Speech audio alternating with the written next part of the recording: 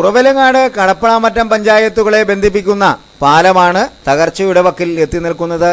ഒട്ടേറെ വികസന പദ്ധതികൾ ഈ മേഖലയിൽ നടക്കുന്നുണ്ടെങ്കിലും ശോച്യാവസ്ഥയിലായ ഈ പാലം പുനരുദ്ധരിക്കാനോ യാത്രായോഗ്യമാക്കാനോ അധികൃതർ തയ്യാറാകുന്നില്ല എന്ന ആക്ഷേപം ശക്തമായിട്ടുണ്ട്. കുരിയം വയലാർ റോഡിലാണ് ആശുപത്രി പടിക്ക് സമീപമായി കോടിക്കുളം പാലം അപകടാവസ്ഥയിൽ സ്ഥിതി ചെയ്യുന്നത്. ചെറിയൊരു ഭാരവണ്ടി പോലും കയറിയാൽ പാലം തകരും എന്നുള്ളതാണ് സ്ഥിതിയെന്ന് തദ്ദേശവാസികൾ പറയുന്നു.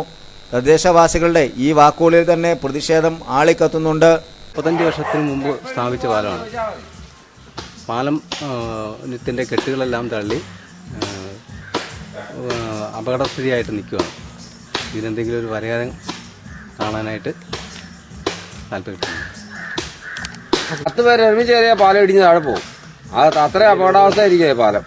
പാലം പണിതാൻ പൈസയും കൊണ്ട് പോയി. നമ്മളെ പോലെയുള്ള ആൾക്കാരല്ലേ ഇവിടെ ജീവിക്കുന്നത്, പാവപ്പെട്ടവന്മാരല്ലേ. ഞാനിത് പണ്ടേ പറയണമെന്ന് ആഗ്രഹിച്ചാണ്. ഇപ്പൊ പറയാൻ അവസരം കിട്ടിയതിൽ വളരെ സന്തോഷം. എന്റെ സൈഡിലെല്ലാം ഇടിഞ്ഞിരിക്കുക.